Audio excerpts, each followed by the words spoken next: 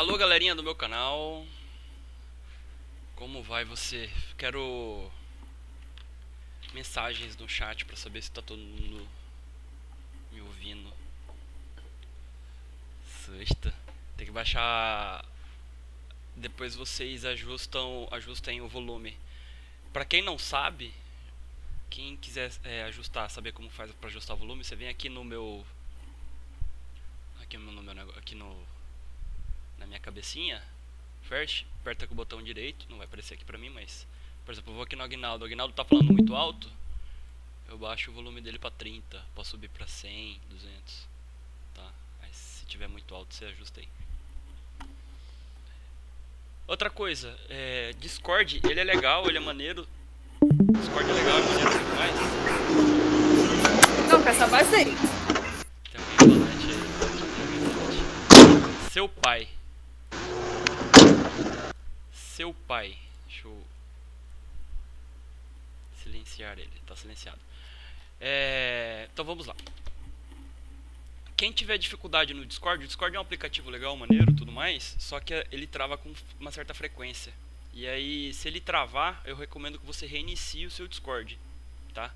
Só vir aqui no seu navegador aqui, você quita dele, né? Depois retorna e você volta rapidinho, tá bom? Pelo menos ele reinicia facinho. Estamos ouvindo de boa. Tá, então vamos às apresentações. Primeiro de tudo, eu sou o professor Celso First. Essa cara aqui, deixa eu ver se aparece em algum lugar aqui. Eu sou o professor Celso First. Sou professor de física na maior parte das vezes, mas eu também às vezes sou professor de matemática. Deixa eu ver. É esse cara aqui. Eu não vou colocar fotos das minhas redes sociais. Não quero aluno nas minhas redes sociais. Mentira. Então é isso. Você pode me chamar de Celso, pode me chamar de First, mas geralmente as pessoas me chamam mais de First, tá? É o meu sobrenome. E é isso. Hoje, então, a gente vai começar os nossos estudos RED do assunto de física.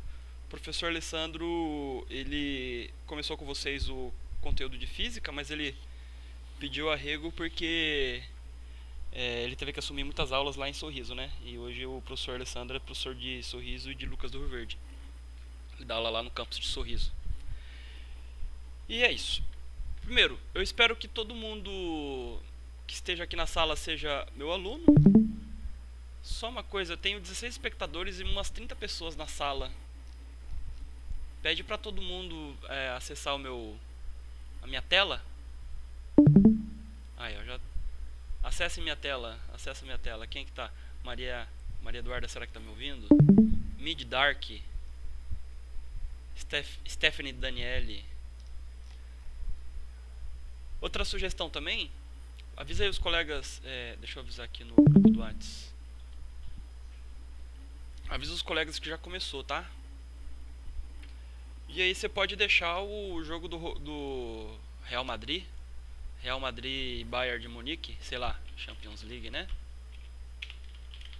Você pode deixar ele em segundo plano. Começou. Foda-se, Neymar. Bom, voltando aqui. Então o nosso assunto hoje vai ser... Eu odeio torcer pro Neymar, não gosto dele. Mas enfim, nosso assunto então é física, né? E aí a gente vai começar... Eu pretendo começar com vetores, tá? O plano de trabalho... Deixa eu ver. Eu já fiz esse plano de trabalho do RED. Ele tá guardado em algum lugar aqui. Já pego. O plano de trabalho, ele precisa de alguns pequenos ajustes, mas pouca coisa, tá? Ele terá um total de 7 horas. A gente vai estudar vetores nessa semana. E semana que vem a gente vai estudar movimento retilíneo uniforme com aplicação de vetores, tá bom? E... isso, é ambientado na plataforma do Moodle. E as videoconferências elas vão acontecer no aplicativo de Discord. Aí, esse endereço aí que tá nesse PDF, ele não expira, tá? Enquanto o servidor do Discord estiver ligado e funcionando, ele não expira. E essa videoconferência ela tá sendo gravada e eu vou hospedar no meu canal de YouTube, tá? Celso Ferst. Aí você vem aqui no meu canal de YouTube.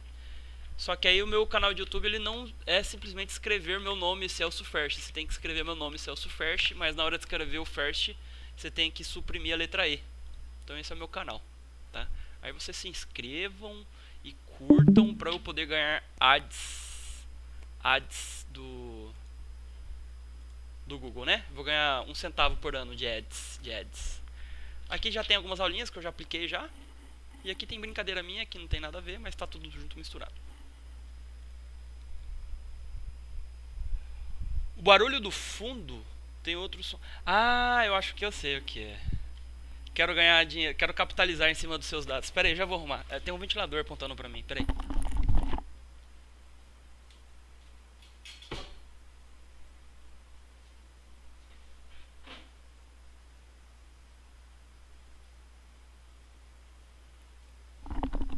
Pronto, vê se melhorou aí.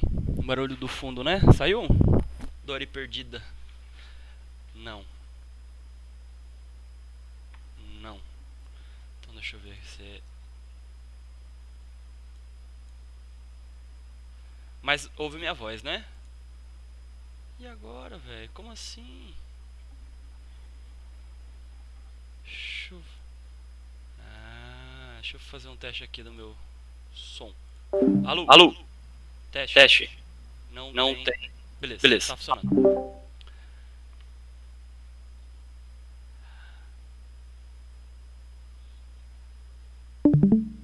Aí.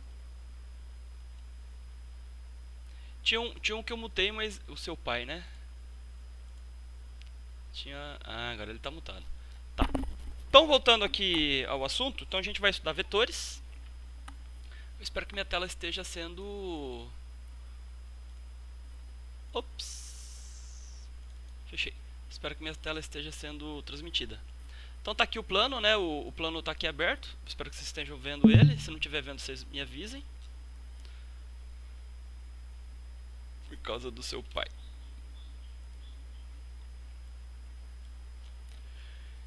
E aí, tá, então esse assunto, vetores e movimento retilíneo uniforme. Antes de começar para falar sobre o assunto de vetores, eu vou fazer uma pergunta. Eu já andei conversando com o professor Alessandro e ele deu cerca de 5 aulas para vocês. E aí a primeira pergunta é a seguinte: ele aplicou algum exame com vocês? Vocês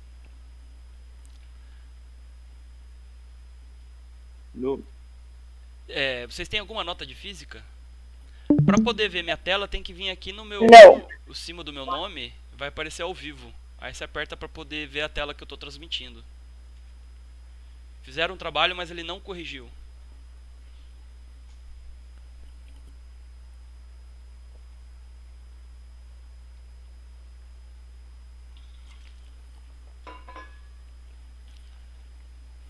Aline Penha, você está vendo a tela?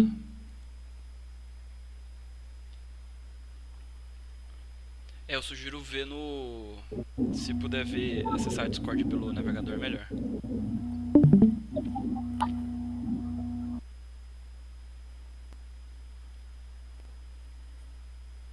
Eu tô quietinho, mas é porque eu tô esperando as pessoas escreverem a respeito do trabalho ou a nota que o professor ou alguma avaliação que o Alessandro já tenha dado para vocês. Ó, quem não viu minha tela, Aline, Laura, Aguinaldo, eu acho que vocês não estão vendo a minha tela porque vocês não abriram ela para ver. Você tem que vir aqui no meu nome, do lado do meu nome Ferst, tá escrito ao vivo.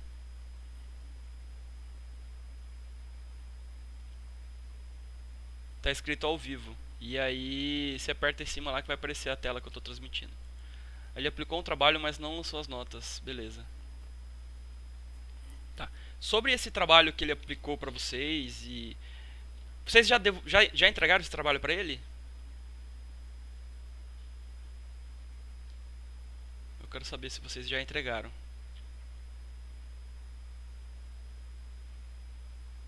Já entregaram. Tá.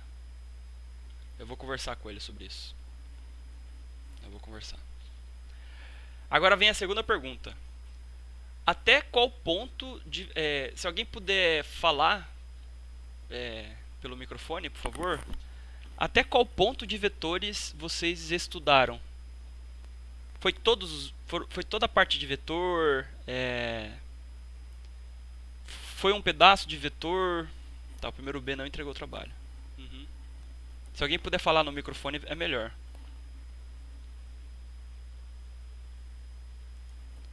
Vocês estudaram vetores, né? Porque foi o que eu perguntei pro Alessandro. Só que eu preciso saber até qual parte de vetores vocês estudaram.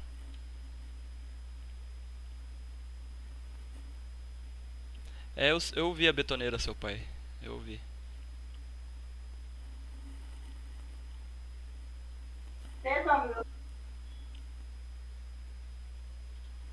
Qual... Ele explicou meio por cima o conteúdo. Tá. Eu vou mostrar pra vocês um livro, que é o livro que eu vou usar nas aulas de física. E aí vocês me falem até qual parte vocês estão familiarizados. Espera aí.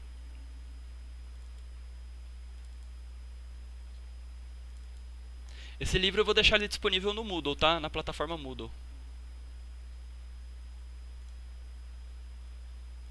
Esse é o livro que eu vou usar. Eu não sei se é o mesmo do Alessandro, mas o livro que eu vou utilizar é esse. Que é o livro do Ramalho. Esse livro aí, ó. Fundamentos de Física 1. Os autores são Ramalho, Nicolau e Toledo. Ele não usou esse livro, né? Esse livro ele é bem geralzão, ele tipo, geralzão não, ele é bem completo pra falar a verdade. Eu considero ele o melhor livro de física do ensino médio. Quem gostar muito de física pode comprar ele, tá? Só que ele é caro, R$180 cada volume. Vai dar 560 os três. 540. Não sou bom de tabuada. Quem é bom de tabuada é calculadora.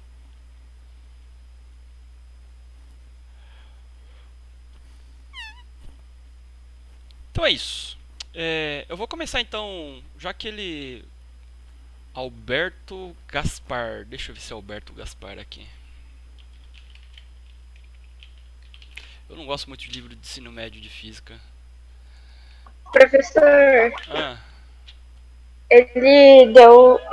esse do Alberto Gaspar, ele deu pra gente novinho. novinho. Não, um livro bonito. Ó, tem manual de professor aqui, ó. Pra vocês colar. Livro bonito. Livro charmoso daí. Ainda bem que eu tô filmando a tela aqui, ó. Pegando todas essas fotos. Então vou ter que tomar cuidado com as coisas que aparecem. Então, né? Bora lá. Então eu vou. O livro que eu vou usar é esse aqui. Eu vou deixar ele disponível pra vocês baixarem. Hoje mesmo. E aí. Eu tenho já uns slides pronto aqui. Que ele já era pra estar aberto aqui, mas não tá. Eu peço perdão pela enrolação, mas eu enrolo mesmo, tá? Deixa eu ver, um desses slides eu nunca lembro qual que é.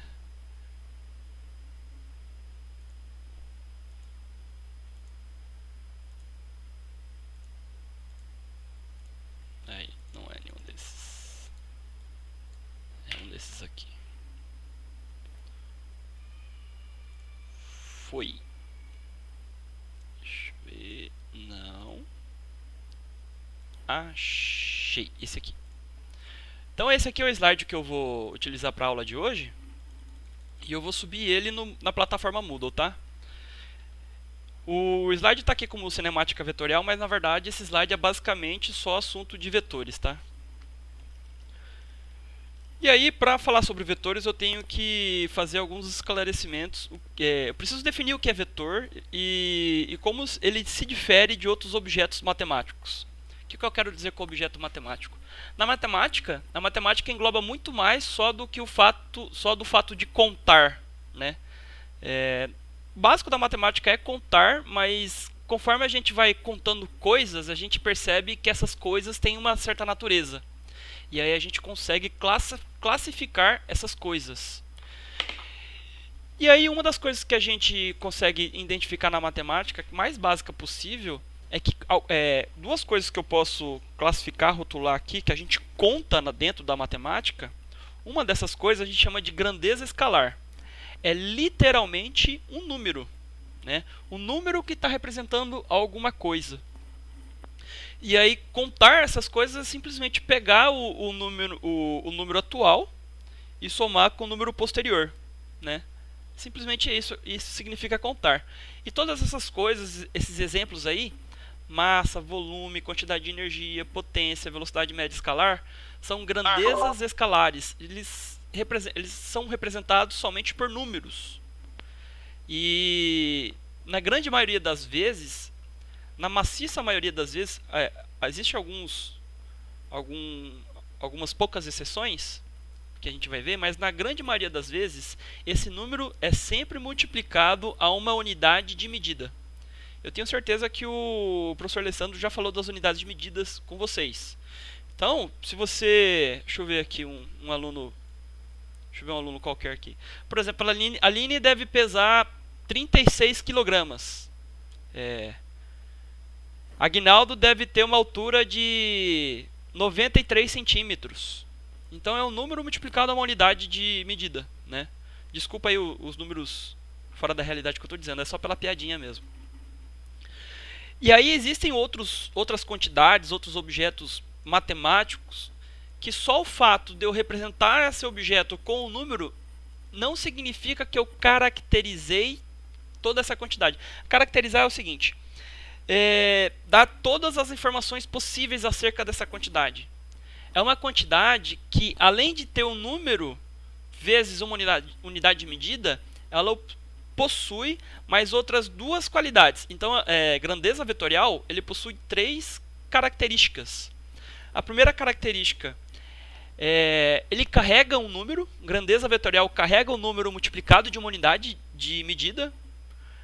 Segunda característica, esse número tem que seguir por um determinado caminho. Eu quero saber se esse caminho é vertical, se esse caminho é horizontal, ou se esse caminho é indo para frente ou para trás. A terceira característica, eu quero saber, por exemplo, deixa eu dar um exemplo de uma grandeza vetorial muito simples de vocês entenderem. Vocês estão em Lucas do Rio Verde e eu estou em Nova Mutum. E aí, eu digo para vocês que eu vou me deslocar de Nova Mutum para Lucas do Rio Verde. Número: 90 quilômetros. Direção: a direção é a BR-163. Sentido: estou saindo de Nova Mutum indo para Lucas. Entendeu? Quem dá o número é o tamanho da distância. Quem dá a direção é o caminho da BR-163. E quem dá o sentido é o fato de eu estar saindo de Nova Mutum e indo para Lucas do Rio Verde. E esse sentido é representado por uma seta. Então, saí de Nova Mutum, percorri 90 km, cheguei em Lucas do Rio Verde. Como saí de Mutum, cheguei em Lucas do Rio Verde, a seta aponta para Lucas. Se eu sair de Lucas e for para Nova Mutum, a seta tem que apontar para Nova Mutum. Beleza? Então, para dar sentido às quantidades, certas quantidades que são carregadas, foi criada a ideia de vetor. Então, algumas quantidades são carregadas, né? Por exemplo, massa é carregado? Não. Só o fato de eu falar que você pesa 83 kg, já sei que você tem 83 kg. Eu não preciso saber para onde essas 83 kg estão seguindo. Por exemplo, o que é uma grandeza vetorial? Um exemplo de grandeza vetorial: posição. Eu quero saber qual é a minha posição em relação a uma determinada origem, ou qual é a minha posição em relação a um determinado objeto. Velocidade, aceleração, força, campo elétrico, campo magnético, são todas grandezas vetoriais. Eu já vou complicando. Tem vetor de point. Vetor de point é um vetor que ele indica para qual caminho e quanto de energia um pedacinho de luz está seguindo. Aí esse pedacinho de luz seria um fóton, né? Então tá aqui as 3 quantidades de vetor. Todo vetor tem 3 quantidades, e essas 3 quantidades têm que ser caracterizadas completamente. Módulo. O comprimento do vetor, ele é chamado de módulo. Outra coisa, módulo também pode uma outra palavra sinônimo de módulo é valor. Então, valor de vetor, módulo de vetor, tamanho do vetor, são todas palavras sinônimas, tá? Tem outra palavra que é sinônimo, intensidade também é muito utilizado. Qual é a intensidade da força? Qual é a intensidade da aceleração? Qual é a intensidade da velocidade? Enfim, quando eu falo intensidade, eu também quero saber qual é o tamanho desse vetor. E quanto maior o vetor, mais intenso, mais quantidade ela está carregando.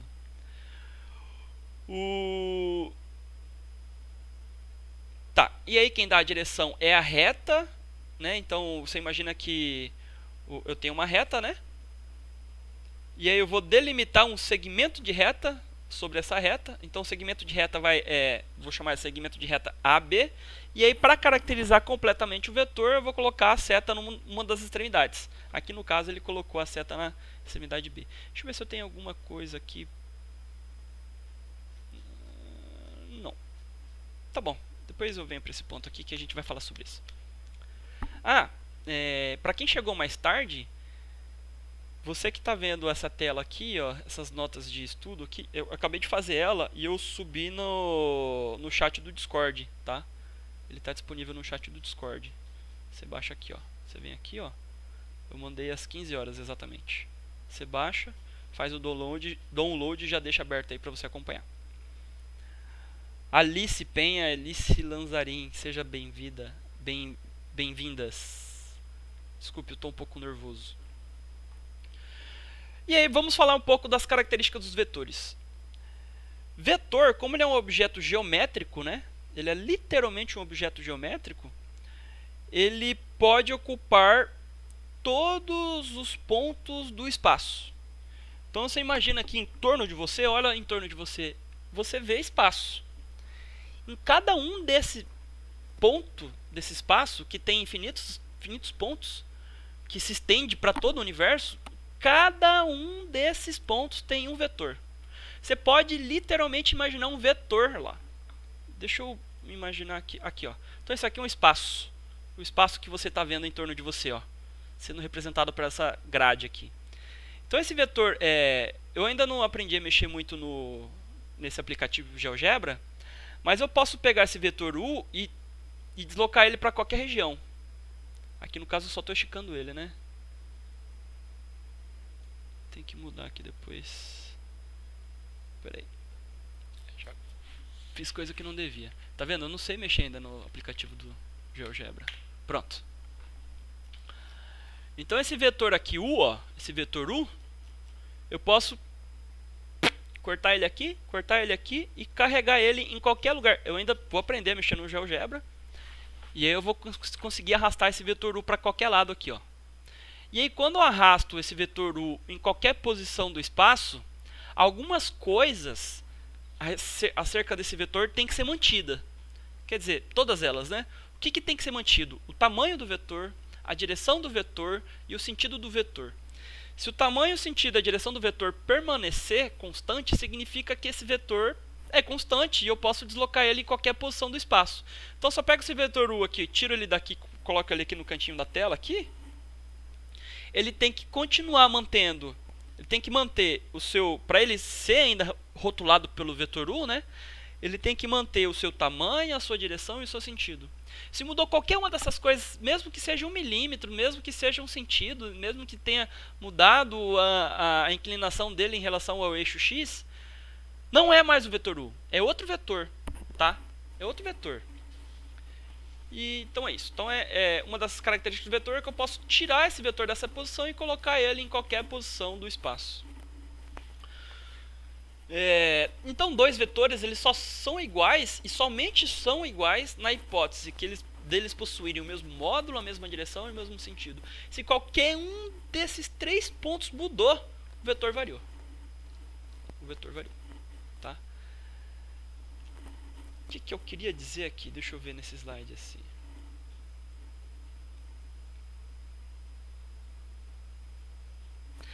que eu quero dizer o seguinte. O que eu quero dizer aqui?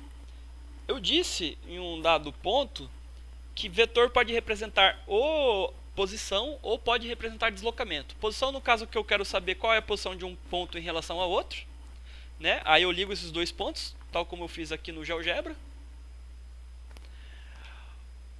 Deixa eu ver um outro exemplo aqui de... Deixa eu ver. Ponto D, sei lá, 66, ponto E, 89. E aí eu posso produzir um vetor que liga esses dois pontos. Ponto E. Olha lá. Produzir o vetor A que liga os pontos D e E. Então eu posso simplesmente pegar... posso pegar esse vetor A e colocar ele aqui na origem também. Não tem problema nenhum, não. Tá? E é isso. Deixa eu ver aqui mais. Então o que eu queria dizer aqui nesse slide aqui? Que o vetor deslocamento...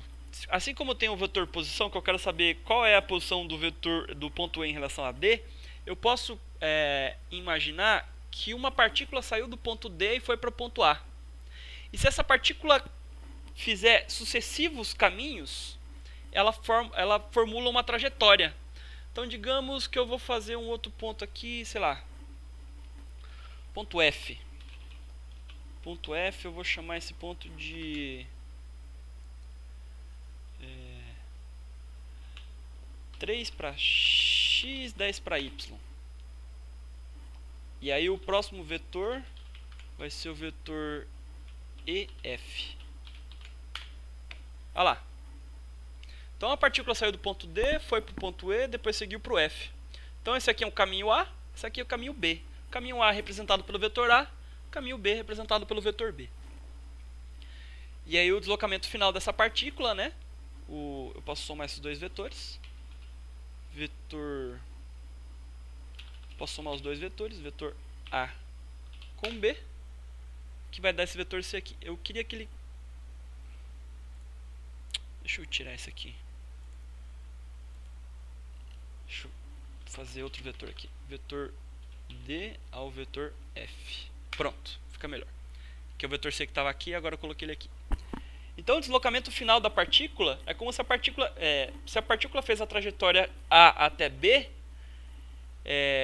ela saiu da posição D e foi à posição F. É como se ela, em vez de ela fazer a trajetória de A até B, ela poderia simplesmente fazer a trajetória C se ela tivesse essa oportunidade, né? Mas nem sempre tem essa oportunidade. Às vezes tem uma montanha ou uma força impedindo aqui, ou sei lá, um rio que impede. Aí geralmente ela tem que mudar a sua trajetória para poder chegar aqui. Mas enfim, o deslocamento dela foi do D até o F e é representado pela letra C. E aí eu posso fazer sucessivas trajetórias aqui. Eu não tenho experiência suficiente para fazer isso, mas eu posso formular sucessivas trajetórias, essa trajetória entrando uma na bundinha da outra. E aí se eu olhar de longe, tá vendo, ó? Se eu olhar de longe, eu vejo uma trajetória circular. Se eu olhar de perto,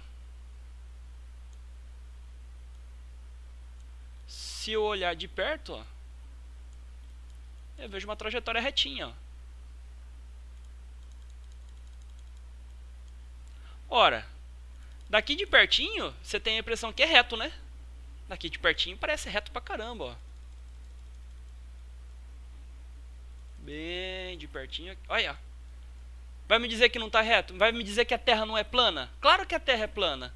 Mas aí se eu olho distante, eu percebo que esse pedacinho que parece ser reto de perto, na verdade formula uma trajetória circular. Então toda trajetória circular é uma soma de sucessivos vetores de deslocamento, que de longe parece uma trajetória circular, mas bem de perto, cada um desses vetores é uma linha reta. E a matemática considera isso mesmo, não é contraditório não, nem um pouco contraditório. Na verdade, utiliza exatamente esse tipo de situação para poder, por exemplo, calcular, usa exatamente essa ideia para poder calcular o perímetro de um círculo, por exemplo. Como que você calcula o perímetro de um círculo? é o raio do círculo vezes 2 vezes π, né? 2πr, que é o perímetro do círculo. Ou o diâmetro do círculo vezes o π.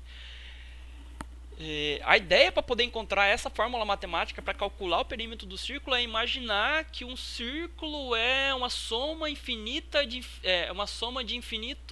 infinitas trajetórias de infinitas trajetórias retas que no global formam um círculo. Mas isso daí é assunto para seu primeiro ano de graduação em ciências exatas. E aí é daqui 4 anos que você vai estar lá.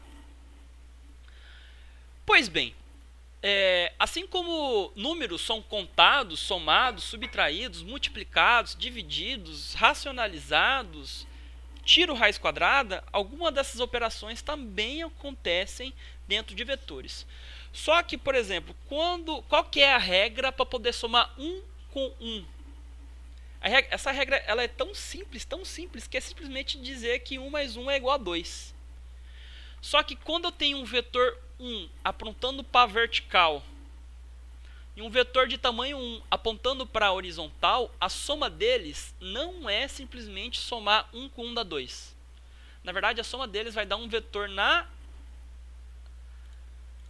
diagonal, e o tamanho desse vetor, quem vai dar, é a teorema de Pitágoras. Eu já vou entrar em detalhes sobre isso. Então, ó, se eu quero somar o vetor u com o vetor v, eu tenho que usar essa regrinha aqui. Essa aqui é uma regrinha particular, mas bastante usual, bastante recorrente. Eu tenho que usar essa regrinha para somar o vetor u com o vetor v. E o vetor r é representado pela soma do vetor u, que está na vertical, com o vetor v na horizontal. E o tamanho do vetor r, quem dá o tamanho do vetor r é o teorema de Pitágoras. Teorema de Pitágoras, né? Se esse ângulo aqui entre o vetor u e o vetor v for diferente de 90 graus, aí a gente usa o famigerado lei dos cossenos. Está representado aqui, ó. Lei dos cossenos. Mas eu vou entrar. Essa aqui é a parte final da aula. Então a gente tem soma, subtração, multiplicação por número real e produto entre vetores. Eu espero ver aqui todas essas operações aqui com vocês. Produto de vetores, existem 2 produtos de vetores. Existe um produto de vetores que um vetor vezes o outro dá literalmente um número, uma grandeza escalar. Existe também outro produto de vetores que, em vez de dar um produto escalar, dá um produto vetorial. Só que a parte do produto vetorial de vetores a gente vai ver só no 3º ano do ensino médio. E quando a gente ver qual situação que vai ser aplicada a isso, eu vou ensinar para vocês qual que é o produto de vetores que rende um outro vetor. Aqui no 1º ano a gente vai usar o produto de vetores que rende uma grandeza escalar. Então, como que eu somo vetores? Tá? Vetor... antes de somar vetor, eu tenho que falar um ponto que eu acho muito importante.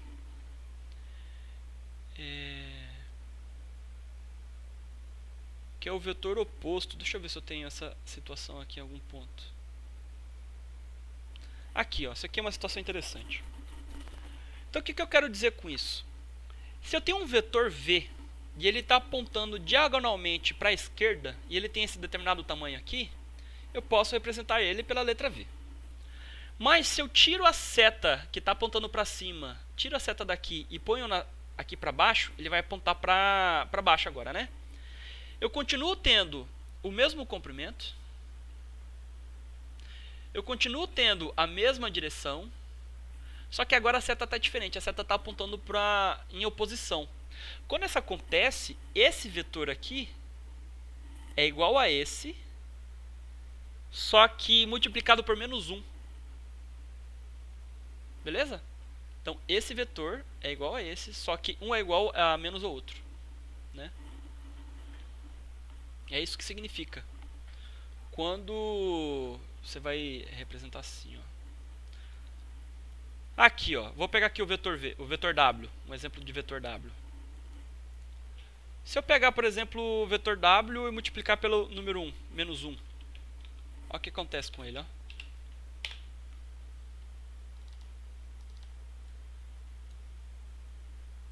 O vetor W está apontando para cima. Se eu pego o vetor W e multiplico pelo número menos 1, ele fica na mesma direção, mas agora o sentido aponta para baixo. E continua com o mesmo tamanho. Com o mesmo tamanho. Olha só. A componente do vetor W em x é 5. E a componente do vetor W em y é 3. Olha o do vetor D. A componente dele em x é menos 5. E a componente dele em y é menos 3. E aí, se eu quero saber o tamanho desse vetor W, eu vou tirar o teorema de Pitágoras, né? Esse cateto aqui elevado ao quadrado, somado com esse cateto elevado ao quadrado, é igual a esse tamanho elevado ao quadrado. Mesma coisa aqui, ó. Esse cateto elevado ao quadrado, somado com esse cateto elevado ao quadrado, dá esse tamanho aqui elevado ao quadrado. A gente vai ver os detalhes. Bom, agora que eu falei, por que é importante eu explicar para vocês o vetor oposto, né? Porque existem algumas situações que eu vou ter que utilizar ele já por agora. Então, se eu quero somar um vetor com outro, existem 3 situações que eu posso somar. Existem 3 formas que eu posso utilizar para poder somar vetores. As 3 formas são equivalentes. E essas 3 formas estão explicadas aqui nas minhas notas de estudo. Essas 3 formas são equivalentes. E qual que é a diferença de um para o outro?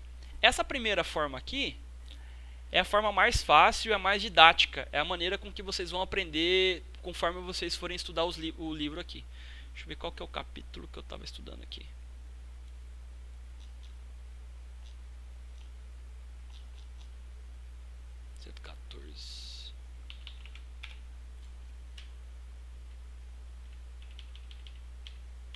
Aqui, ó. Você vai colocar um vetor entrando na bundinha do outro. E vai contar quadradinho, né? Você vai ligar, por exemplo, eu quero somar o vetor A com o vetor B. O vetor A vai entrar na bundinha do B. E aí a extremidade do A eu vou ligar com a extremidade do B. Então esse vetor B, né, ele tem que ser tirado daqui e tem que ser colocado aqui, assim, ó, tá vendo? Porque eu tenho liberdade de deslocar o vetor. E aí eu vou ligar a extremidade do vetor A com a extremidade do vetor B. Como a setinha do vetor B está aqui, a soma de A com B vai colocar uma setinha bem aqui assim, ó. Deixa eu ver, tem algum exemplo aqui mais fácil. Aqui, ó. No caso do livro era vetor A e B, aqui é vetor U com V, né?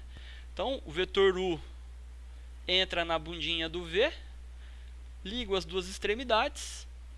E aí eu vou colocar, e aí o vetor R é representado pela soma de U com V, né?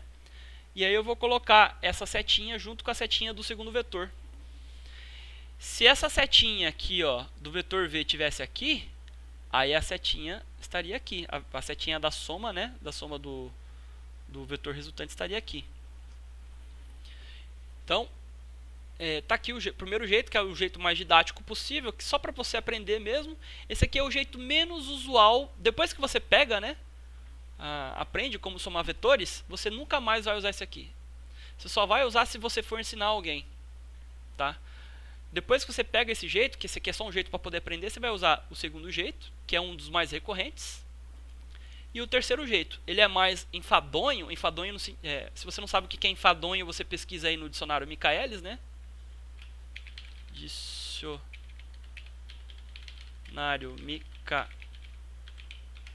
Michaelis. Enfadonho. Ele é um jeito mais enfadonho. Alguém já deve ter colocado pau no cu do Neymar, velho. Foda-se o Neymar.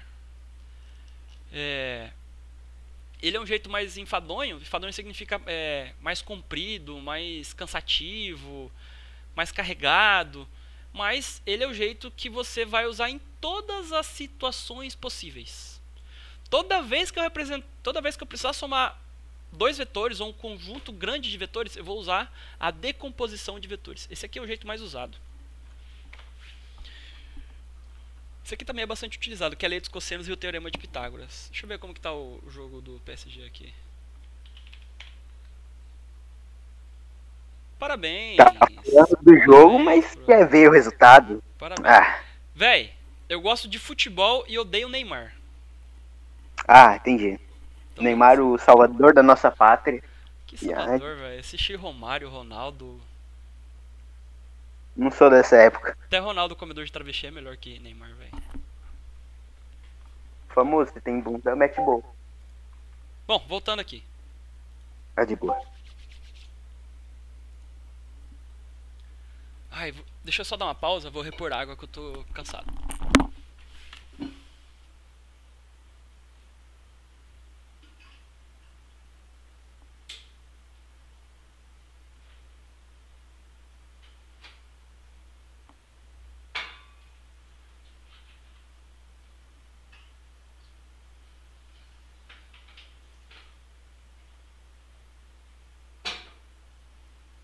Agora é dúvida, será que o professor escuta mesmo longe? Análise.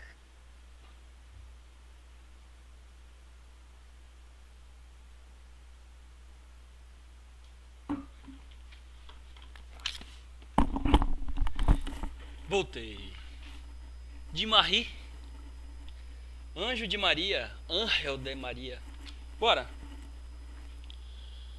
Pra quem não sabe, o nome de Maria é Anjo de Maria. Eu acho o nome muito bonito. Bom, voltando aqui, curiosidades à parte, né? Ai, tá. Então, ó, esse aqui é o jeito gráfico de somar vetor, né? Então, quero somar o vetor V1 com o vetor V2. O vetor V1 vai entrar na bundinha do vetor V2. Tanto faz, tá? Não tem problema, a ordem... O vetor V2 entra na bundinha do V1, o vetor V1 entra na bundinha do V2. O resultado vai ser o vetor VS. O resultado é vetor VS.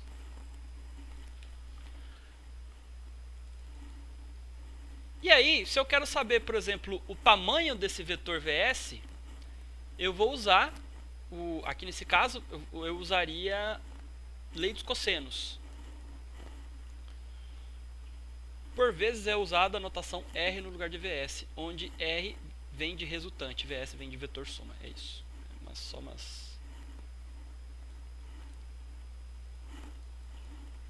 algumas informações mais adicionais. Aí, ó.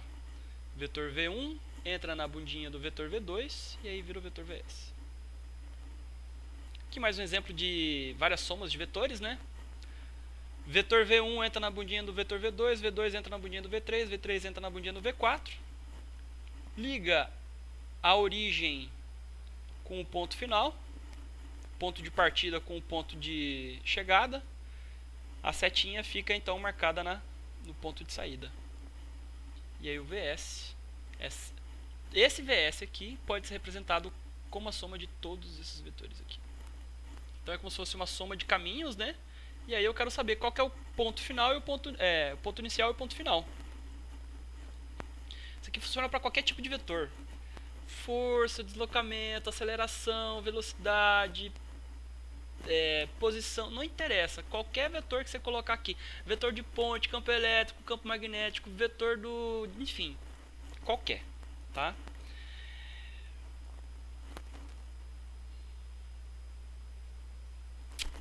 Outra coisa. Se eu pegar o vetor V1, uma curiosidade, já tem resposta aqui, mas finge que você não sabe. Se eu pegar V1 mais V2 mais V3 mais V4 mais VS, dá quanto?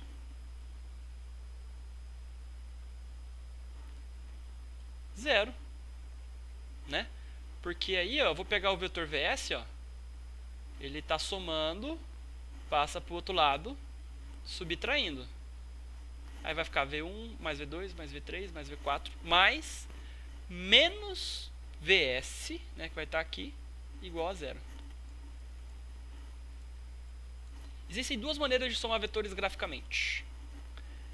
Existe essa maneira aqui, que é um entrando na bundinha do outro, só que esse jeito aqui é o jeito mais pedagógico, que você sempre vai utilizar para poder, sempre vai utilizar nas situações de aprender a somar vetores dentro desse quadradinho, dentro dessa grade. Por exemplo, vetor A mais D. Qual que é a soma do vetor A mais D? é o vetor A entrando na bundinha do D, aí eu ligo a extremidade do outro. Aí vai dar mais ou menos vetor da soma, a soma vetorial de A com D vai dar um resultante para cá, apontando aqui assim, ó. Aqui assim. Professor, você falou que pode inverter, o D pode entrar na bundinha do A? Pode. Digamos que eu pego esse vetor D aqui, ó, e desloco ele para cima aqui, ó. Então se ele tem tamanho de um quadradinho, né, para baixo aqui, ele vai ter um tamanho de um quadradinho aqui. Então o vetor D está aqui entrando na bundinha do A. Ligo as duas extremidades e aí eu vou ter a soma do vetor. Ó, D mais A dá um vetor resultante aqui assim em cima, né? Dá um vetor resultante aqui em cima. E vetor A mais D dá um vetor resultante aqui embaixo. Como eu falei para vocês, eu posso deslocar os meus vetores em qualquer posição do espaço. E aí, se eu manter o tamanho, o módulo, né? O módulo é direção sentido, então esses vetores continuam sendo os mesmos. Então, só muda a posição dele no espaço. Tá aqui o caso do vetor oposto, né? Se eu pegar o vetor V e multiplicar ele por menos 1, simplesmente vou só mudar o sentido dele. E aí, como que funciona a subtração vetorial? Professor, como que eu vou somar, por exemplo, fazer uma subtração de A menos B? Você faz o seguinte, pega o vetor B, multiplica por menos 1, que vai dar menos B. Aí esse sentido aqui, sai da direita, vai para a esquerda. Aqui, ó. Tá vendo? E aí, A entra na bundinha do menos D, liga as duas extremidades, faz a seta no ponto final, no ponto de chegada, e aí eu tenho o vetor resultante aqui. Ou eu poderia simplesmente usar a regra do paralelogramo. Como funciona a regra do paralelogramo? Ou entra na bundinha do outro, ou eu uso a regra do paralelogramo. Como que funciona a regra do paralelogramo? Em vez de colocar um na bundinha do outro, um entrando na bundinha do outro, vai ficar bundinha com bundinha. Então a bundinha do V2 vai juntar com a bundinha do V1. Vou manter as direções, né, os sentidos. E aí o que eu vou fazer? Daqui da extremidade do vetor V1,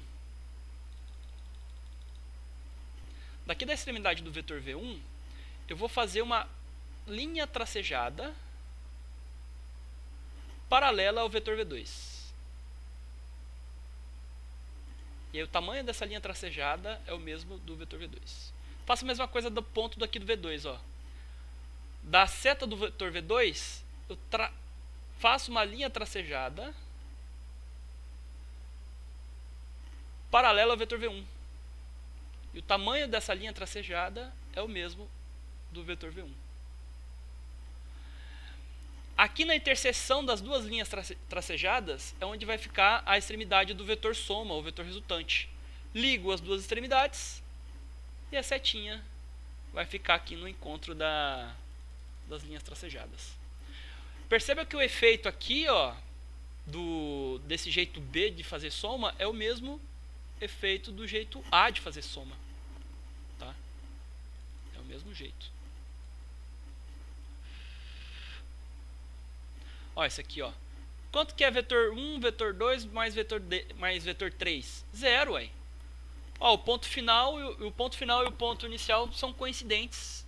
Se o ponto final e o ponto inicial são coincidentes, então o valor é zero. Testemunha. Deixa eu sair do meu... Essas coisas me tiram da... Me tira a concentração.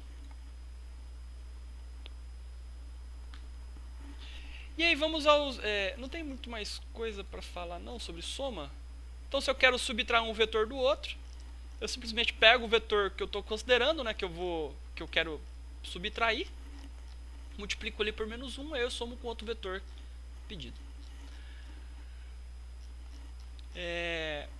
Antes de falar um pouco sobre os detalhes dessa nota de estudo aqui, eu vou falar sobre as multiplicações de números em cima de vetores.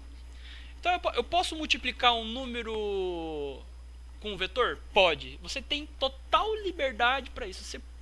Qualquer número dentro do conjunto dos números reais, né? Você lembra lá das suas aulas de matemática, né? conjunto dos números reais. Qualquer número do conjunto dos números reais pode ser usado para multiplicar vetor, tá? Só uma curiosidade, tem alguns professores que não gostam do Wikipedia, eu entendo por quê. Wikipédia, no caso brasileiro, né? Eu entendo por quê, mas quem é professor de física e quem é professor de matemática, Wikipédia é garantido, tá? Pode confiar. Eu nunca vi um erro conceitual, nem de digitação, em nenhum artigo de física e de matemática na Wikipédia de português, de espanhol e de inglês, tá? Nunca vi. Sabe por que eu nunca vi? Porque quem escreve esses artigos são professores de física, matemática e eu acho que é só. E pessoas que entendem muita matemática. Eles são corrigidos o tempo todo por professores das grandes universidades. Então, confia, beleza? Aí no caso das ciências humanas, eu já vi alguns artigos que são traduções horríveis de artigos que são de fora. Aí ciências humanas, aí eu considero que você não use o Wikipédia, né, como ponto de partida. Bom, voltando aqui, você pode pegar qualquer número real, multiplicar um vetor, que eu vou ter um outro vetor. E aí, tem alguns comportamentos que são percebidos quando eu multiplico um vetor com um número real. Por exemplo, se esse número real for maior que 1... Ops, tem um erro de digitação aqui. Se esse número real for maior que 1, não 0, tá? Se esse número for maior que 1, devo ter esse aqui em algum lugar aqui, deixa eu ver.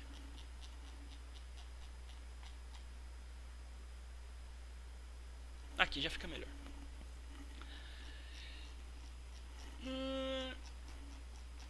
Eu acho que eu vou preferir o meu slide.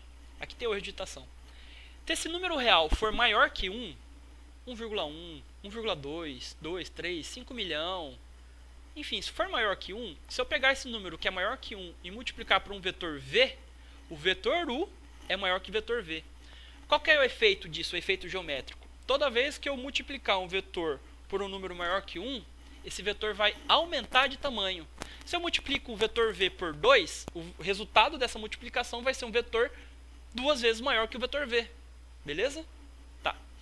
Agora, se esse número for maior que 0, menor que 1, aí o vetor vai diminuir de tamanho. Se eu pego o vetor v e multiplico por meio, vai dar um resultado, o resultado vai ser um vetor que é metade do tamanho do vetor que foi multiplicado. Ou seja, o vetor foi diminuído de tamanho para só metade do seu tamanho inicial. Se o número k for um número negativo, aí o que vai acontecer com um vetor? O sentido dele vai inverter. Então, se o sentido do vetor é vertical para cima, eu multipliquei esse vetor por um número negativo qualquer, aí o sentido desse vetor vai apontar agora para baixo. Tá? Claro, se o número for negativo maior que 1, ele vai mudar de sentido e vai aumentar de tamanho. E se esse número for menor que menos 1, mas maior que 0, ou seja, for um número negativo, né? Mas estiver entre 0 e menos 1, então aí o vetor vai mudar de tamanho, vai mudar de sentido e vai diminuir de tamanho. E se essa constante for exatamente o número 1, o que vai acontecer com o vetor? Ele simplesmente vai só mudar de sentido. Vai continuar a sua direção, vai continuar o seu tamanho, mas só vai mudar de sentido. Se ele está para cima, agora ele vai apontar para baixo. Se ele está para a direita, agora ele vai apontar para a esquerda. E assim vai. E é isso. Agora vamos aos detalhezinhos de como somar vetores. Então, a gente tem 3 formas de somar vetor. Eu vou colocar essa receita de bolo, né, para vetores que eu coloquei aqui. Ela vai estar disponível no Moodle. Mas eu acho que eu vou colocar um pouco mais... Eu vou passar limpo porque eu fiz ela em cima da hora. Apenas notação minha mesmo pra agora. Aí eu vou passar limpo e depois eu repasso pra vocês. Então, 3 formas de somar vetor. Essa aqui é a forma que eu acho que já está entendida, né? Já expliquei. É a forma mais pedagógica possível, mais simplória de todas. E aí depois que você fazer alguns exercícios desses, já vai estar apto para fazer os próximos exercícios, usando as próximas situações. Então o segundo jeito é a lei dos cossenos. Lá na matemática você aprende que a lei dos cossenos ela tem essa aparência aqui, ó.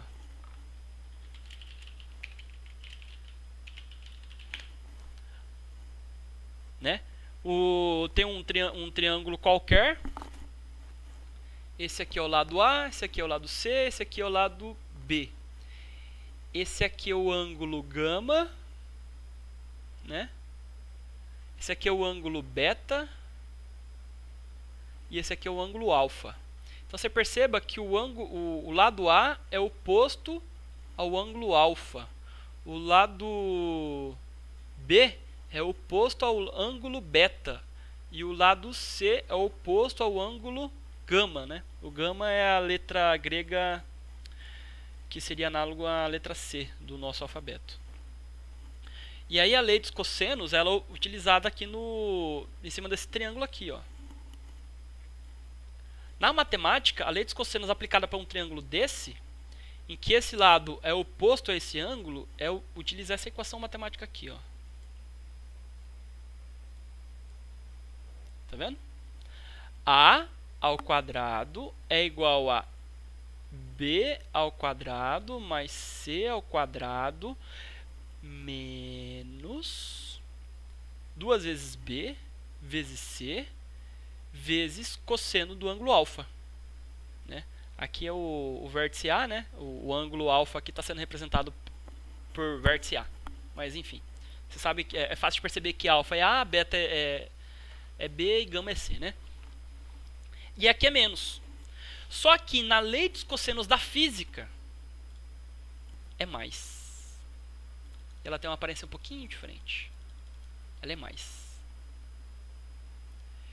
Isso aqui, essa diferença de ser na física ser mais e na matemática ser menos, essa diferença ela se dá pelo fato dos ângulos serem utilizados aqui serem diferentes.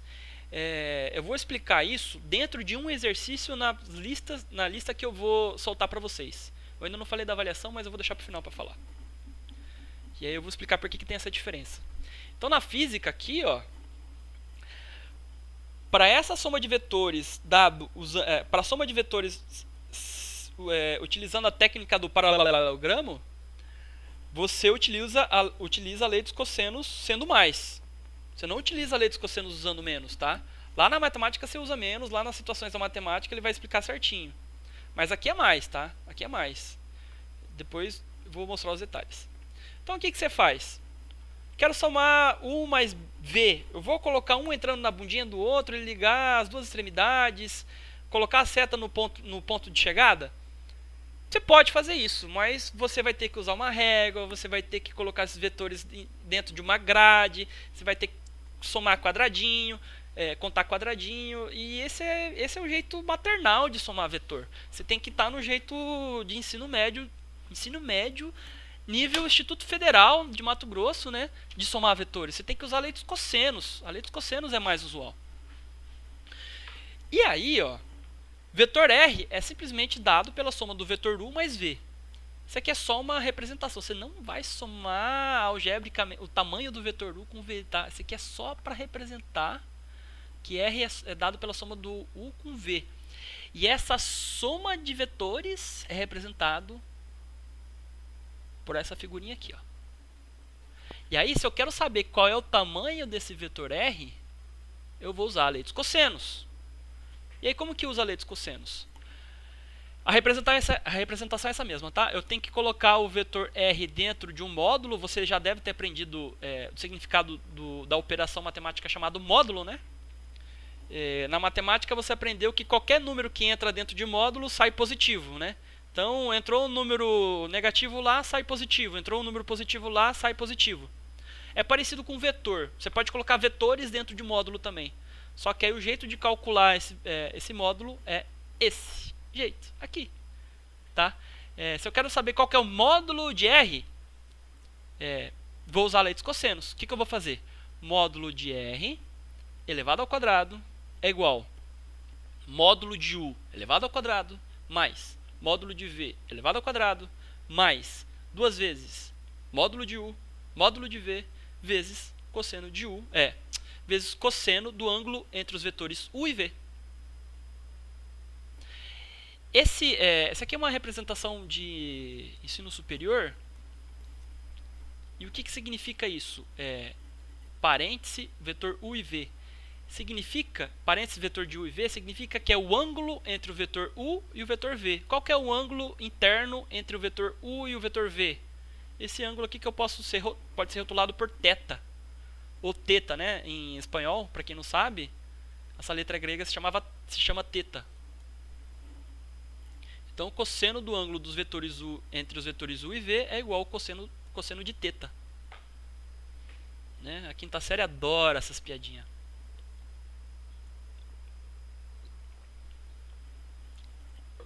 E aí eu ponho aqui a receitinha de bolo.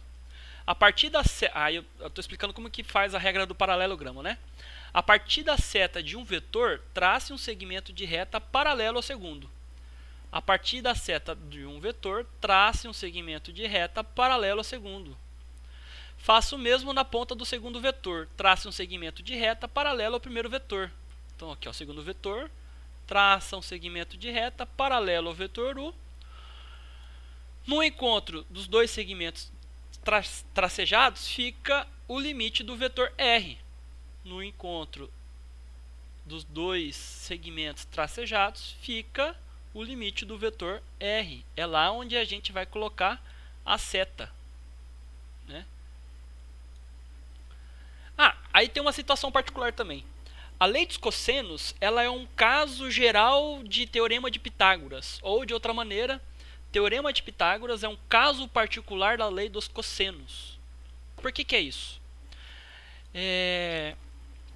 Se o ângulo interno entre o vetor u e o vetor v for exatamente 90 graus, se você tiver a calculadora aí na mão, você colocar cosseno de 90 graus é zero. Se você não confia em mim,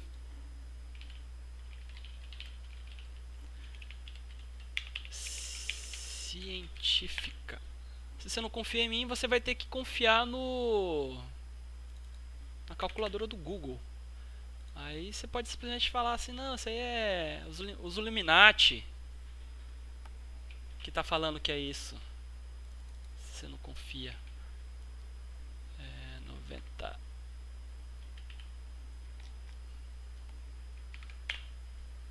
Opa! Mas se eu colocar pra DEG vai dar certinho. Ih, rapaz. Não. Isso acontece muito com os meus alunos. O aluno põe aqui RAD, aí em vez de dar o resultado que espera, dá outro resultado nada a ver. Aí tem que saber isso. Tem que colocar DEG. Tem que colocar em grau? Tem que colocar em grau. RAD é outra unidade de medida de ângulo que a gente vai aprender. É radianos. É radianos. Vocês vão aprender na aula de matemática com a Alessandro. Um radiano significa um ângulo cujo raio é exatamente o tamanho do arco desse ângulo. Tipo, imagina um pedaço de pizza, né? A borda desse pedaço de pizza tem um tamanho. Se o tamanho dessa borda for igual ao raio dessa pizza, então esse pedaço de pizza é literalmente um ângulo chamado radiano, que dá aproximadamente 57 graus. Bom, cosseno de 90 é zero, né? E aí o que vai sobrar? Teorema de Pitágoras, uai. E é tão fácil de perceber isso, né? Olha só. Vetor u mais vetor v. Vou aplicar teorema de Pitágoras e a regra do paralelogramo. Tracejo, faço um segmento de reta paralelo ao vetor u aqui. Um segmento de reta paralelo ao vetor v. O encontro dos dois fica a extremidade do vetor r. Ligo as duas extremidades, ponho a setinha aqui, e aí eu percebo o seguinte, isso aqui é um triângulo retângulo, né? Lá nas suas aulas lá do 8º, 9º ano, você aprendeu teorema de Pitágoras, que a soma, você aprendeu que a soma dos catetos elevados ao quadrado dá a porra da hipotenusa elevada ao quadrado, né? E aí agora a gente vai para o terceiro jeito de somar vetores, que é o jeito enfadonho. Você já deve ter pesquisado o que significa enfadonho aí, né? Que é um jeito comprido, extenso, cansa de fazer soma. Esse é o jeito mais usado porque ele é o jeito que é 100% garantido que vai funcionar em todas as vezes. E por que ele também é o jeito mais usado? Ele é o jeito mais usado pelo seguinte. Quando você vai somar vetores usando lei dos cossenos, em geral, você só soma pares de vetores, né? Por exemplo, se eu quero somar U mais V mais W, primeiro eu vou somar U mais V, vou encontrar o R. Esse R vai somar com o vetor W, vai dar uma outra resultante. Então você perceba que se eu tiver um número muito grande de vetores, acaba sendo...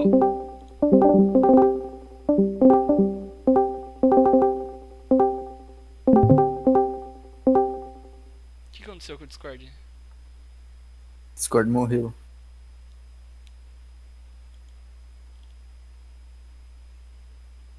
Tá, retomando aqui. Parece que o Discord deu um problema.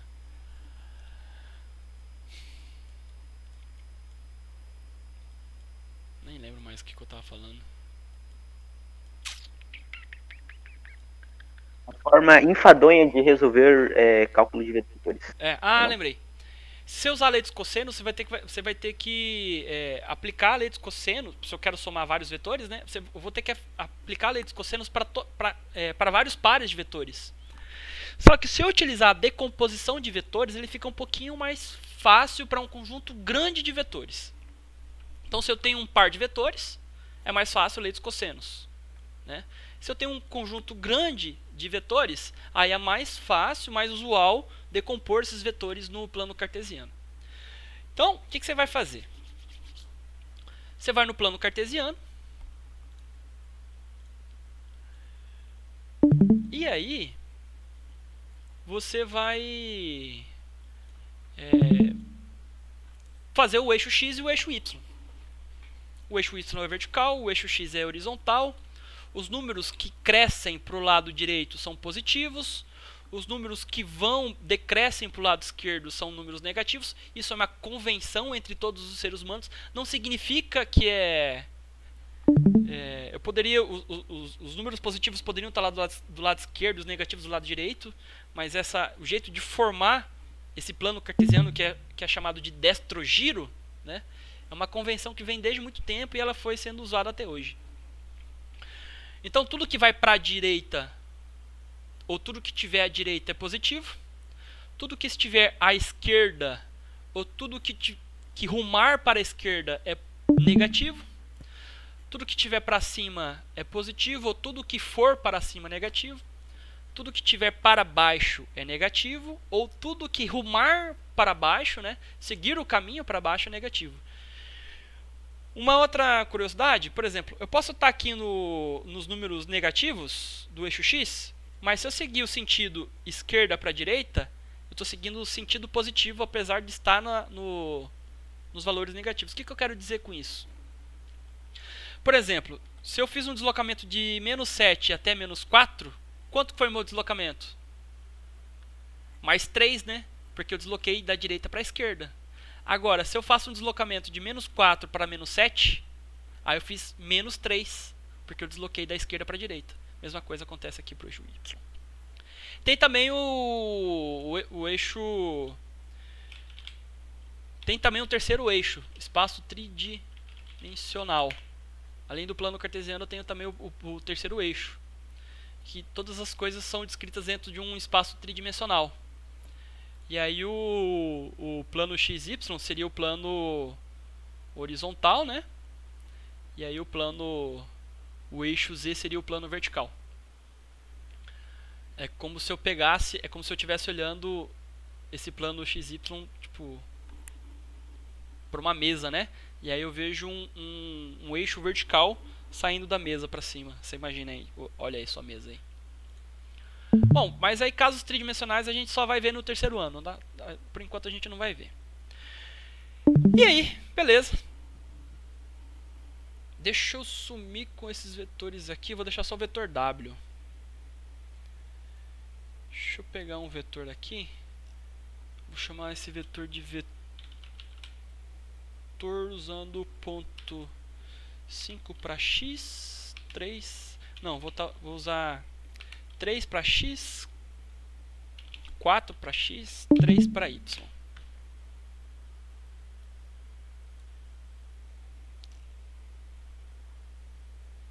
Cadê esse vetor?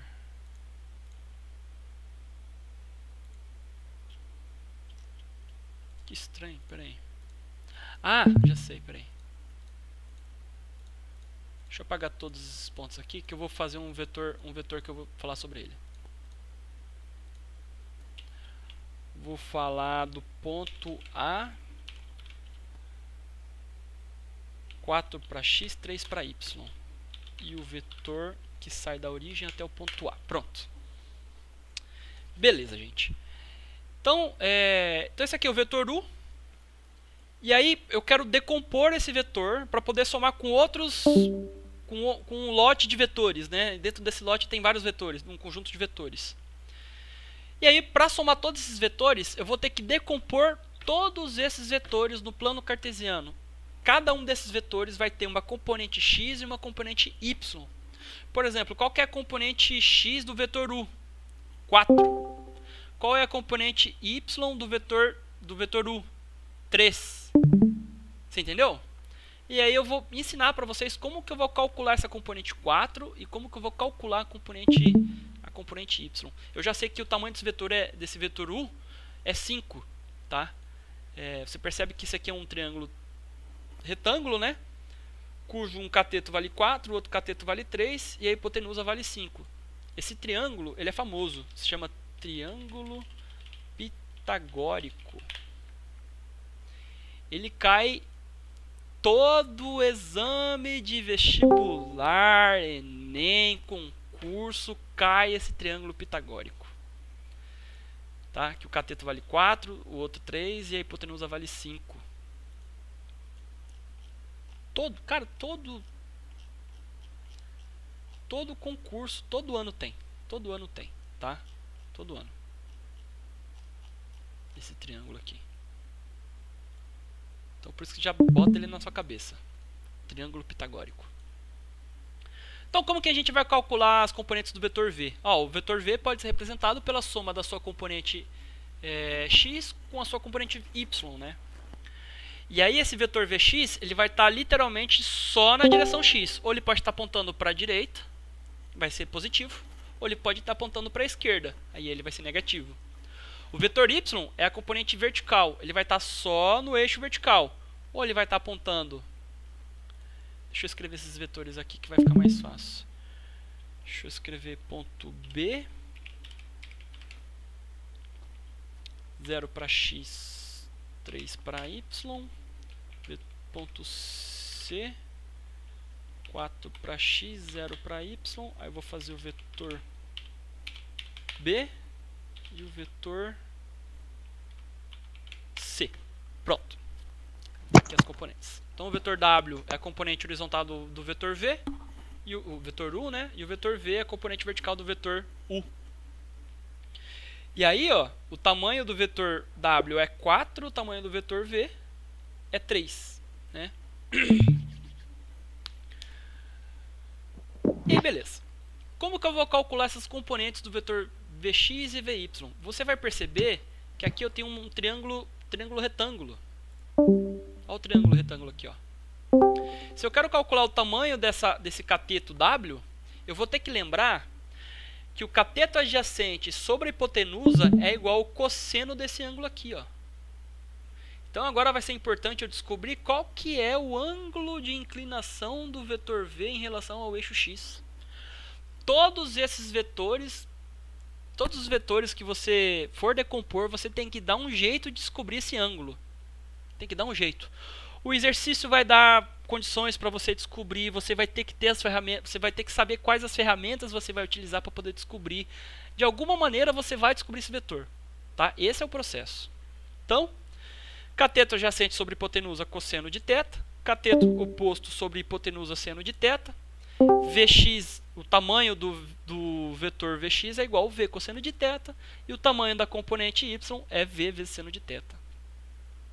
E aí, então, o vetor V é igual à sua componente x, cujo tamanho é dado por V cosseno de θ, mais a sua componente y, cujo tamanho é dado por V seno de θ. E aí você percebe que eu tenho essas letras que até o momento eu não tinha falado sobre elas. Eles têm dois nomes, tá? eles são chamados ou de versor ou de vetor unitário. Os dois nomes são sinônimos, tá? Isso aqui não significa que eu vou pegar o número que está aqui do lado esquerdo e somar com o número que está do lado direito e vai dar um número final. Não faça isso. Se você fizer isso, você está cometendo um erro absurdo.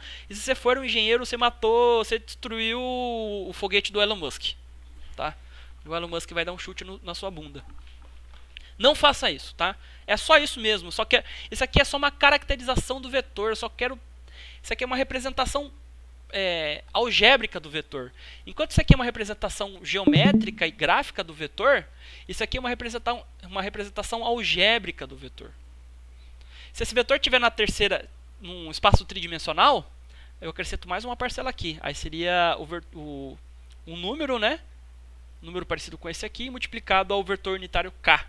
Aí seria IJK aqui. Mas como a gente está no espaço bidimensional, a gente vai trabalhar só com essa situação mais simplória aqui. E aí, eu faço o mesmo para o vetor U. Coloco o vetor U no mesmo plano cartesiano aqui, né? No mesmo plano cartesiano. Deixa eu pegar um vetor qualquer aqui, vetor ABCD. Pegar um vetor 5, 4.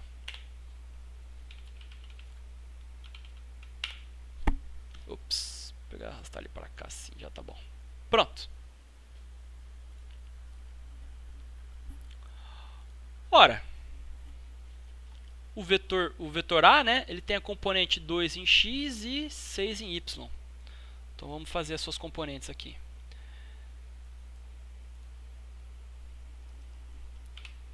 Ezão, componente dele em y é 6.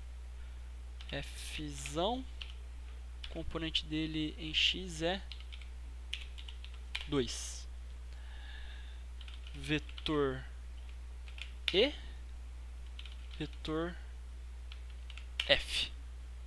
Então tá aqui as componentes. Então o que eu vou fazer? Decompus o vetor U, né? Que aqui no nosso exemplo seria o vetor V. E decompus o vetor A, que no nosso exemplo aqui seria o vetor U. E aí, ó, olha a magiquinha, olha a magiquinha. Você tá vendo, ó, que se eu somar 3 com 6, vai dar 9. E se eu somar 2 com 4, vai dar 6. Olha a mágica. Vou fazer vetor U mais A.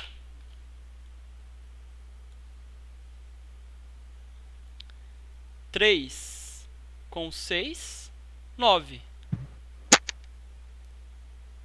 Olha esse vetor, ó, que é representado pela componente, representado pela soma de A com U. Ó, 9. 2 com 4, 6. Ó a componente horizontal dele até 6. Então é isso mesmo que você vai fazer aqui, ó. Você vai encontrar então a componente de U, a componente horizontal de U, a componente vertical de U, está aqui encontrado, né?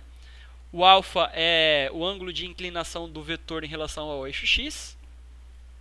E aí, se eu quero somar U com V, eu vou simplesmente somar as componentes x de U com V, as componentes U com Y, e aí V mais U é simplesmente dado assim, ó.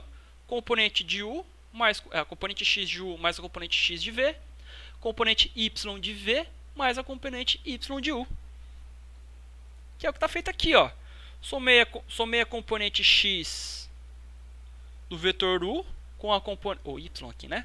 Somei a componente y de U com a componente y de A. Deu 9. Somei a componente x de U com a componente x de U, x de A. E deu 6. E deu 6. Se U mais A dá esse vetorzão, ó, as componentes aqui, ó, 6 e esse aqui, o de cima é x e o de baixo é... Esse aqui, não vou falar isso não. Esse aqui é de cima é x e o de baixo é y. Ó. 6, 9. Aqui eu fiz alguns comentários sobre o vetor i. I é um vetor unitário, ele não tem número, ele é simplesmente um vetor de tamanho 1. O tamanho dele é literalmente 1, tá? Ele aponta para os valores positivos do eixo x. E o vetor j, vetor unitário j, também tem tamanho 1 e ele aponta para cima. Então o que significa isso? Por exemplo, o vetor i, se eu puder representar o vetor i aqui no plano cartesiano, eu representaria da seguinte maneira. A gente já está encerrando, tá? Só para...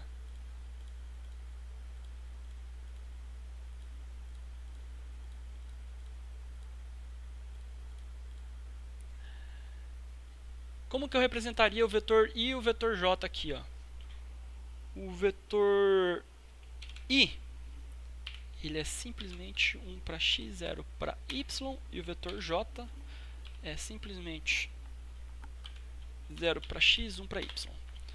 Então, vetor i e vetor j. Ops.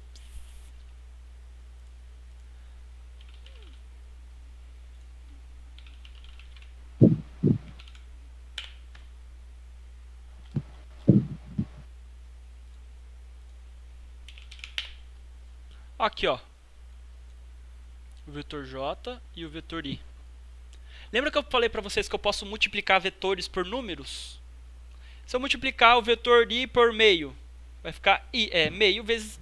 j no caso, né? Se eu multiplicar o vetor j por meio, vai ficar o vetor j vezes meio. E aí vai ser um vetor... Ó, vou até fazer isso aqui, ó.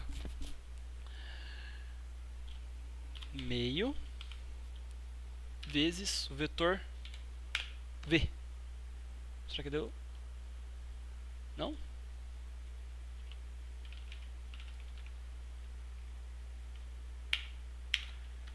Eu tenho que aprender a mexer.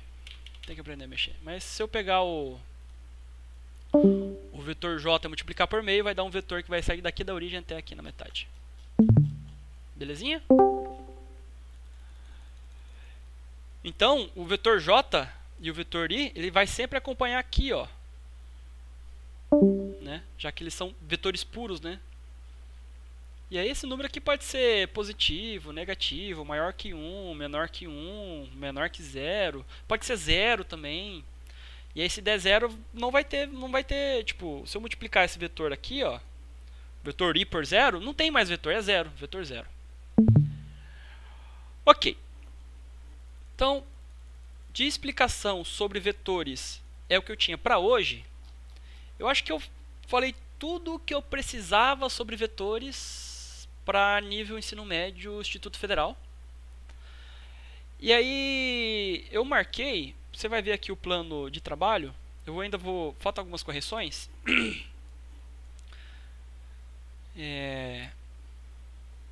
Eu marquei para hoje, né, hoje é dia 18, a videoconferência chat pelo Discord. E aí eu expliquei sobre vetores. Dia 21, que é sexta-feira, eu marquei outra videoconferência que nessa videoconferência eu vou resolver alguns exercícios de vetores. Amanhã ou essa madrugada, eu vou soltar a lista 1 sobre vetores. E aí eu já vou resolver alguns exercícios dessa lista 1 na sexta-feira, às 15 horas. Nosso encontro é sempre 15 horas, tá? Muito importante. Para essa semana, a primeira semana, os encontros são na terça-feira e sexta-feira. Semana que vem vai ser na segunda-feira e na quinta-feira. Tá? Então muda. Primeira semana, terça e sexta. Segunda semana, segunda e quinta. Na segunda semana a gente vai aprender movimento retilíneo uniforme. E aí fica algumas sugestões de leitura. Você vai ler o capítulo sobre vetores, que eu vou disponibilizar no Moodle, é esse livro aqui e esse slide. Você vai assistir essa aula sobre vetores. Eu assisti ela é bem completinha, é um professor lá, um professor youtuber. que fala sobre todas as coisas que eu falei. Certamente ele fala de uma maneira muito mais elaborada, porque esse aqui está roteirizado e todas as coisas que eu faço aqui é meio no improviso. E tá, essa aqui é a correção do Daniel. O Daniel que falou que era para especificar o horário. Eu já tinha feito em outros planos, só que eu esqueci nesse. Essa videoconferência está sendo gravada e ela vai estar disponibilizada no meu canal de YouTube. A avaliação vai ser feita em cima da resolução de 2 listas de exercícios. A primeira lista vai ser só sobre vetores e a segunda lista vai ser sobre o movimento retilíneo uniforme. A média aritmética das 2 listas vai dar a nota desse RED, que vai ser proporcional a 7 horas. 7 horas de 34 dá quanto? 7 de 34 dá 20% da sua nota no ano. 20%. Né? Dá, 20% é aproximadamente 1/5 da sua nota. Então esse RED vai... A gente costuma... Na época das aulas presenciais, as notas eram divididas em 4 pedaços, né? Mas nesse RED vai ser 1/5. E é isso que eu tinha para falar sobre assunto de vetores. É isso, só isso mesmo. Tá, uma última informação. Eu vou estar disponível... Eu fico disponível o dia inteiro no Discord. Nesse aplicativo aqui. Na Rua Augusta. E nas outras salas também. E aí, se você me ver e quiser tirar dúvidas sobre matemática, sobre física, sobre concurso, ou qualquer coisa relacionada a ciências exatas, curiosidade, coisas avançadas de física, coisas simples, qualquer coisa sobre ciência, física, matemática, coisas que eu sei, você pode vir aqui tirar dúvida comigo, que eu vou tirar. Sobre o ponto avaliação conceitual, né, avaliação atitudinal. Eu vou explicar como que eu vou fazer elas no... Como que é o cômputo da minha avaliação atitudinal, que é o famigerado conceito. O jeito que eu calculo o conceito é um jeito com que ele fique... Tá, o meu conceito ele é 100% indexado à sua nota da sua avaliação. O que eu quero dizer com isso? Se você tirou 8 na sua avaliação, então o seu conceito vai ser 1.6, que é 80% de 2. Se você tirou 7 na sua avaliação, então você vai tirar no seu conceito 1.4, que é 70% do conceito. Se você tirou... deixa eu ver aqui. 3 na sua avaliação, então sua avaliação atitudinal vai ser 0.6, que é 30% do conceito. Você entendeu a relação? Na prática, como está indexado a nota do conceito, está indexada a nota da avaliação, na prática acaba que o conceito é eliminado. Né? Então não tem avaliação de conceito na prática. Né? Por que eu faço isso?